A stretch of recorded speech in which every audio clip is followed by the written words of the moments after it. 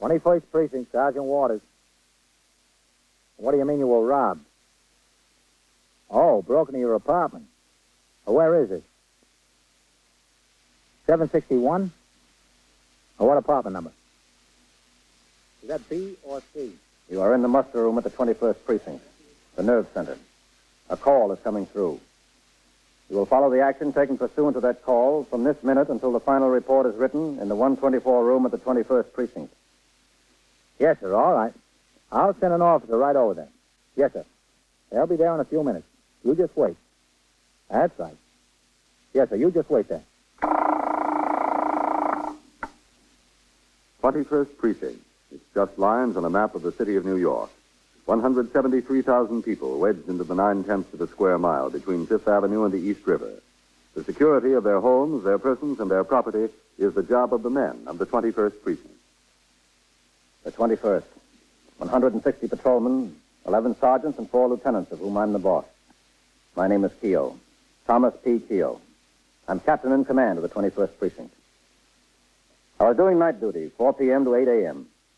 It had been 1 week exactly since I had been transferred to command of the 21st Precinct from Borough Headquarters of the Bronx, where I had been assigned since my promotion from lieutenant to captain in August 1954. On assuming command, succeeding Captain Vincent P. Cronin, who had been transferred to the office of the chief inspector, I spent the first few days getting acquainted with various conditions in the precinct by remaining on patrol as much as possible during my time on duty. This is my first assignment in Manhattan since I was a detective attached to the 34th Squad. As a sergeant, and subsequently lieutenant and captain, I did duty in Brooklyn, Queens, and the Bronx.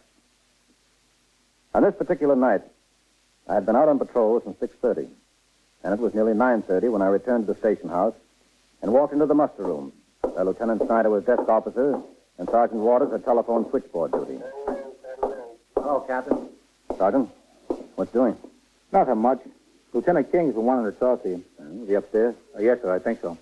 Swing up there and tell him I'm back while I sign the blotter. Yes, sir. Hello, Lieutenant. 21st Squad, Detective Novak. Sergeant Waters on TS. Would you tell Lieutenant King that Captain Keogh is back in the house? Yes, sure. Lieutenant, Captain Keogh is downstairs. Yes, sir. All right. Yes, the captain will wait there. Lieutenant King is coming downstairs. Yeah, okay. Is that Lieutenant King? Yes, sir, he's on his way downstairs. Oh, directives came through just after you left, Captain. Short sleeve shirts and open collars are permissible for all men on day tours. Okay, have Fallon posted on the board. I already told him, Captain. Excuse me. Yes, go ahead. 21st Precinct, Sergeant Waters. Lady, I told you before, there's nothing we can do about that. We chase robbers. We're not plumbers. I know about Captain. Matt, what's doing? Lady, Can I talk to you in your office? Yes, sure. I'll be in my office, Sergeant. Yes, sir. I can't send a policeman What have you got, over there Matt? for that, lady. Yes, go ahead. I know, but why don't you keep on? Yes, sit down. Yes. Well, what is it? Looks like we've got a cop in a jam. From here? Yes, sir. Who? I don't know yet. Well, what's it all about? Well, the commander of the 6th Squad called up here about an hour ago. 2 uniformed men jumped a burglar coming out of an apartment building. They had to chase him into the courtyard, but they finally collared him. Yeah? They brought him into the station house. He admitted he was in an apartment there. He dropped a pillowcase during the chase. Had a portable radio, an electric razor, a few other things in it. Came out of the apartment. We took him up to the squad down there and started to talk to him about other deals. The boy admits to about 25 burglaries. Well, what's that got to do with us? Well, the boy, his name is Eakley, Leroy Eakley, told him he burglarized an apartment in this precinct 3 or 4 weeks ago. Uh-huh. Got a couple of suits, some jewelry, good stuff. A gun, about $600 in cash. Said he came down the service entrance, walked out into the street. Said as soon as he hit the sidewalk, a cop was there and shoved him against the building. Said he thought he was through. The cop went through the stuff. He admitted he burglarized this apartment. Said the cop went through his pockets and found the cash. Yeah? He said the cop put the money in his own pocket, gave him back all the merchandise, hit him on the can with his nightstick, and told him to get out of the precinct. Leroy said he ran to the subway station, got on a train, hasn't been back on the east side since. Well, what does it sound like to you? Have you got a cigarette, Matt? Yeah, sure, Captain. Thanks. You're welcome. Well, I went through our squeals. June 18th to Mr. Philip Rooston, 761 East 68th Street, a lawyer with offices at 156 Wall. Reported his apartment had been broken into. 3 suits of his, a diamond ring, a wristwatch, and a diamond pin belonging to his wife, 32 caliber S&W revolver, for which he had a permit, and $575 in cash were taken. Well, that sounds like the same deal this boy was talking about. Yes, sir, it does. Check the story. Police said he burglarized the house. He reported this on the 18th? Yes, sir. When did the burglary occur? At night of the 17th? Could have been either the 15th, 16th, or 17th, Captain. It was a weekend. Mr. and Mrs. Rooston left the city Friday afternoon to spend the weekend in the country. They discovered the burglary when they got back Monday morning. What time of night did all this occur? Did you find that out? No, sir, not yet. The squad commander down there, Lieutenant McInerney, told me they were still questioning the boy. Wanted to let me know what they were developing. 21st Precinct, Sergeant Waters. Sergeant, 761 East 68th Street is on what post? Post number 9, Captain. Get out the telephone switchboard record and the post list for the 4 to 12 and the 12 to 8 tours for June 15th, 16th, and 17th. Yes, sir. Bring them in here. And bring the blotter, too, right away. Something the matter, Captain? Yes, something's the matter. Get those records out and bring them in here. Yes, sir. Right away. For this and other purposes, the records of the precinct contain a detailed account of the movements of every member of the command. The blotter, for instance, shows for each tour in the handwriting of the desk officer the assignments of patrolmen to posts and motor patrol duty, the time each post is vacated for meal period, all post changes and movements during a tour of duty, and a notation of the nature, time, and location of duty performed by each member of the command. From these records, Lieutenant King and I narrowed the possibilities down to 4 patrolmen who had worked post number 9 on either the night or late tours, June 15th, 16th, and 17th. In order to narrow the list still further, we drove to the 6th Precinct at 135 Charles Street in Greenwich Village to interview the burglary suspects. There, with Lieutenant King, I went upstairs to the 6th Detective Squad. Yes, sir. Can I help you? We're in the job. This is Captain Keogh of the 21st Precinct. I'm Lieutenant King. Oh, yes, sir. Lieutenant McInerney is in his office. Thanks. 6th Squad, Detective Ross. Ed? Come in, man. Yes, ma'am. Want to close the door, man? Yeah, sure. Lieutenant McInerney, the squad commander, Captain Keogh. How are you, Captain? Well, I don't know. Yes, sir. I get how you feel. Do you want to sit down? Thanks. What about this boy, Ed? Well, he's a good boy, all right. Done one bit and thing since burglary. We think he's been into 25 or 30 flats all over town, maybe more. You can't remember them all. What about the story he tells? Well, unfortunately, it sounds pretty straight, Captain. It checks with a squeal we've got. Oh, does it? Well, that cop had his hands on a good burglar. 9 chances out of 10, he would have gotten a commendation, a promotion to detective. Pay raise for 1 year alone would have amounted to as much as he took off the boy. That cop is an idiot. Well, a little more than an idiot. Well, an idiot with everything else, Captain. You got him spotted? We've got it narrowed down to 4. The complainants were away Friday, Saturday, and Sunday nights. Could have happened on any of those nights. Neither the 4 to 12 or 12 to 8 tours. You didn't fix the time any closer, did you? No, I thought I'd wait until you got down here. Sure squeal. You'd want to talk to him about it. Where is this boy? It's outside. I'll have him brought in. Ross? Yes, sir. Bring that Leroy in here. Yes, sir. You got it down to 4, huh? That's right. We've got one man who was working the 4 to 12 on Saturday and Sunday nights. He was swinging Friday night. Another man was working the 12 to 8 was swinging Saturday night. Those 2 men, the 2 who relieved them. Well, if you could fix it either on the 4 to 12 or the 12 to 8, that'd knock 2 of them out of the box, man. Yeah, if we get the right night from the boy, it'd be down to the man. Well, this Leroy was pretty vague about dates and times. He's been in so many flats, he doesn't know one from the other. Yeah, who is it? Ross, Lieutenant. Come in. Go ahead, Leroy. Where? Over there. Listen, I was sleeping back there. He woke me up. From now on, Leroy, your time is not your own. Sit down there. Yeah. Okay, Ross. Thank you. Yes. Leroy, this is Captain Keogh and Lieutenant King. They're from uptown, the 21st. They want to know something about that officer taking the money off you. Oh, yeah. You told Lieutenant McInerney it was $500 or $600. Yeah, that's right. 500 or 600. You burglarized an apartment there. You took some suits, a gun, some jewelry, and the cash. When'd you have time to stop and count the money? Well, you know how human nature is. I found the cash in a drawer there. The first thing I was tempted to do was look at it. I saw a couple hundreds, a couple 50s, 10s, and 20s. I figured 500 to 600. I shoved it in my pocket. What did you do with the gun you got out of there? Oh, I don't care for guns. I figure you have a gun on your hip, you're going to shoot it. I never did go in for that kind of heavy stuff. I gave it to a very good friend of mine. What's his name? His name is Jack Agno. But he don't have it. He sold it, he told me. A lot of nerve. I gave him the gun and he sold it. To a stranger. Where is this Jack Agno? Can we locate him? That's the easiest thing in the world. But he don't have the gun. Well, where is he, Leroy? In the Tombs, he got picked up last week on a deal. Where'd he get picked up? In Times Square, yeah. I told him a dozen times if he's going to go in a public place like Times Square, he shouldn't wear a sports jacket that's 3 sizes too large for him. You know, a real fine sports jacket. What do you call it? Cashmere. He got it out of some flat and he fell in love with the cloth. The cloth was fine, but in a million years, it couldn't have been his jacket. Some detective stopped him on Broadway and said, "Hey, Bud, where'd you get the coat?" That was that. That's what comes of being too much a clothes horse, you know. Well, to get back to the night you got the gun and the money up on the 21st. I don't know. It's the 21st. I couldn't swear it. Well, it was. You remember what night it was? What night? Well, what? What do you mean? Well, it had to be either Friday, Saturday, or Sunday. No, I couldn't remember what night it was.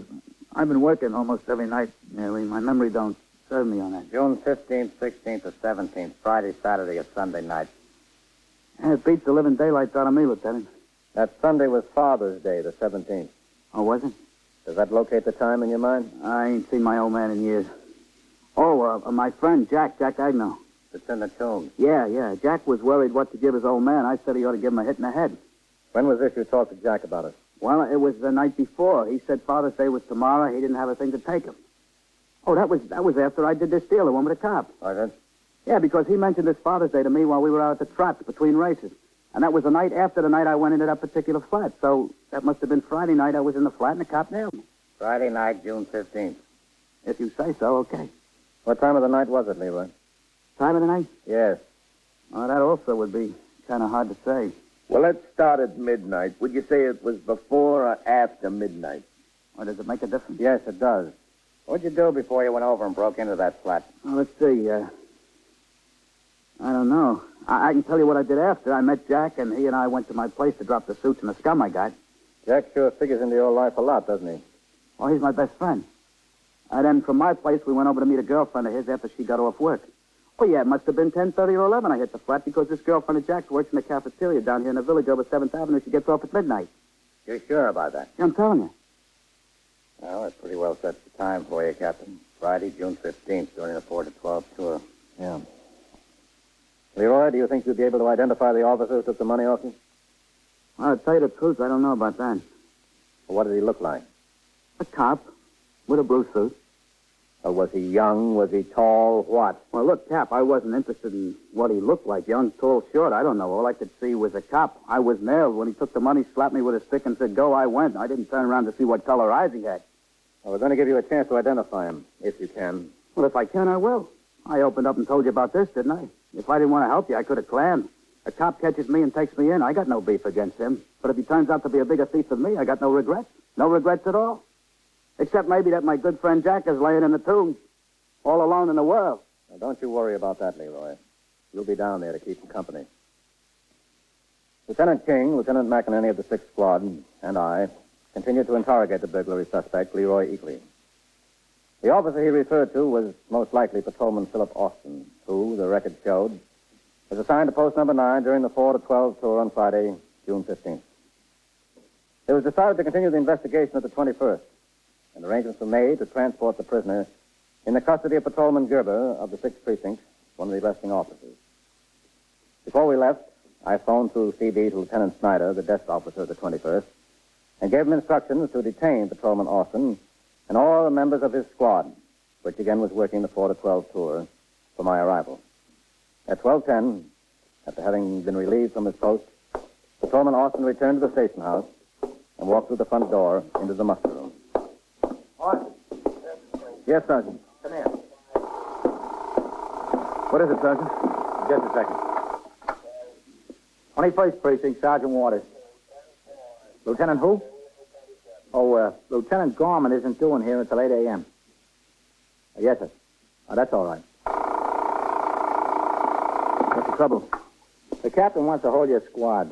Yeah? He's on his way uptown. Wait for him in the back room. Why? Just wait. Well, look, Sergeant, my wife's brother has a birthday party tonight. I told him I'd get over there soon after 12 as I could. He'll have another birthday next year. What do you say, Phil? Farrell. Yes, Sergeant. Come here. What's it all about? You want to see me, Sergeant? Yeah. Wait in the back room for the captain. He'll be back any minute. What's the trouble? There's no trouble. Just wait. Okay, Sergeant. Oh, and don't change from your uniforms. Leave them on. Look, Sergeant, he's liable to be another hour. Will you stop giving me an argument? Go ahead. Sure, Sergeant. Come on, Phil. Yeah? I don't know. Why do I have to get all the dirty details? Well, it's not that bad. Hi, fellas. Anybody know what this is all about? No, it's me.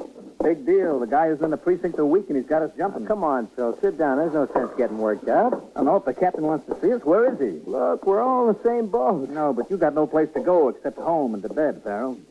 Every time somebody can think of some extra detail, they think of us. Well, don't get mad until you find out what it is.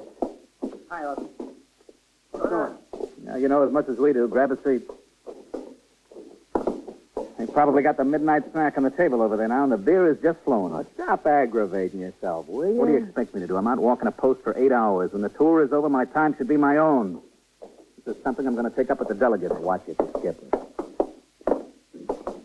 I'm sorry to hold you, men. Sorry, Captain. Hello, Lieutenant. Farrell. Lieutenant King and I would like to have you stay around a few minutes to help us out on something. Is that all right with you? How long will it take, Captain? Not very long, Austin. I have to go into my office. We'll be ready for you in a few minutes. Come on now. Okay, Captain. Oh, that's Austin. Have you met him before? Yes, but I didn't connect up the face and the name. It's rough having something like this your first week in command. Yeah. Sergeant? Yes, sir. You're getting the other men in here? Yes, sir. The rest of them should be on their way. All right, Sergeant. When they get here, send them into the back room. Then let me know. I'll be in my office. Sergeant, would you ring upstairs and have Novak come see me in the captain's office? Yes, sir.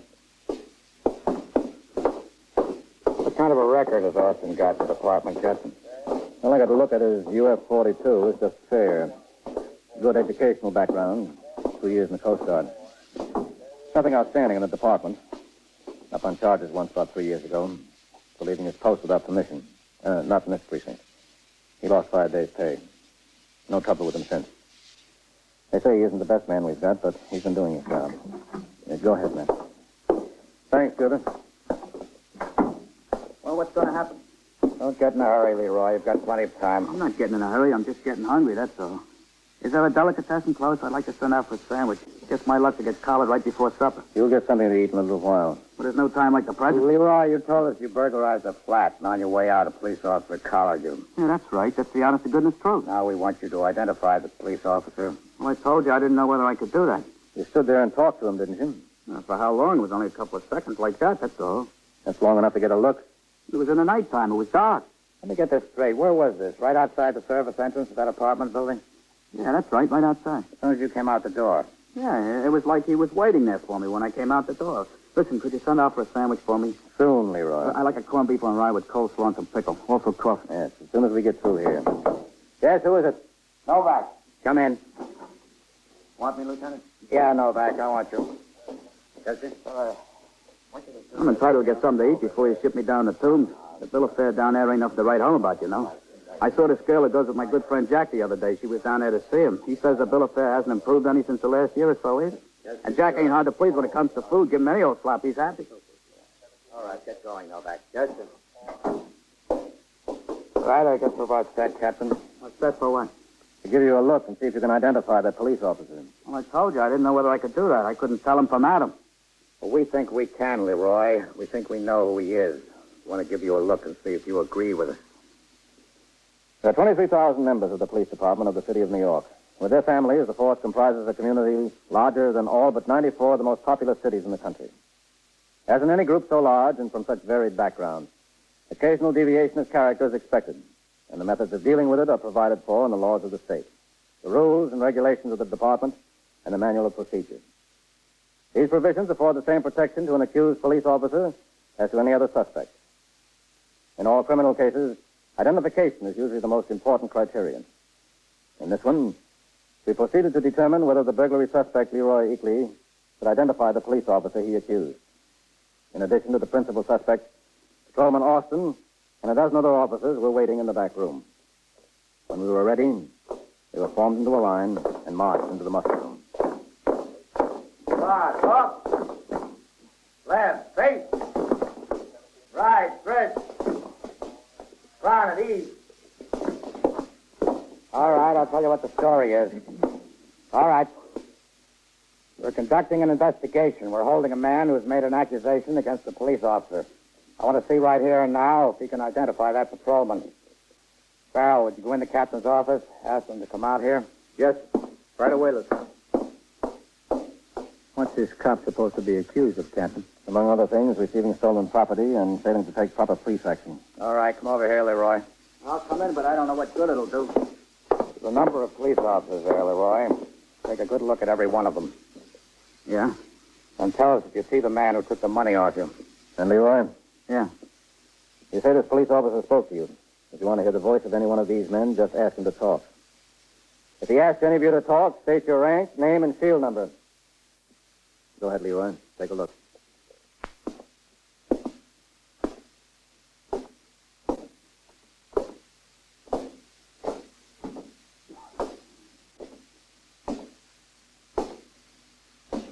You see the man, Leroy? I don't know. Take another look. I'd like to hear this fella say something. Go ahead. Name, rank, and field number. Patrolman John Farrell, 24381. No. You let this one talk? Go ahead. Patrolman Philip Austin, 31650. Would you come again? Patrolman Philip Austin, 31650.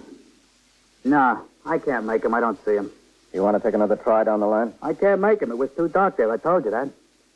Austin and Farrell, wait in the back room for a while. Right, Chief? Sergeant, dismiss the squad. 1 out of 10, shoot. Dismiss. Come on, Leroy. Yeah, I'm coming. Let's go back in my office. I'll go anyplace. Oh, don't look at me like that. What do you want me to do? Say it was somebody if I wasn't positively sure? What do you take me for? Did you think it was any of the men there? Didn't I tell you it was dark? Go ahead, inside. Lieutenant. Yes, now that. Sit down over there, Leroy. What I want to know is when I'm going to get something to eat. I went over there, Lieutenant. We'll get you something to eat, Leroy. Oh, that's good. A guy could starve to death around here. How much trouble would it be to send out to a delicatessen? I got some money I could pay for it. You wouldn't let me starve, would you? No, we wouldn't let you starve. Leroy, there's something I'd like to get straight. Yeah, sure. You said you couldn't see the cop over there because it was pitch dark. Is that right? Yeah, that's right. It's the service entrance. Yeah, the side door, the service entrance. Novak, Yeah, Lieutenant? you just came back from that apartment building over there, right? Yes, sir. You look at the service entrance where the cop was supposed to have collared Leroy. Yes, sir. Was it dark? There's a light over the door. Trooper told me it's never out at night. In addition, that door is right under a street light. Would you say it's light enough over there to see a man's face? Lieutenant, it's light enough to read a newspaper.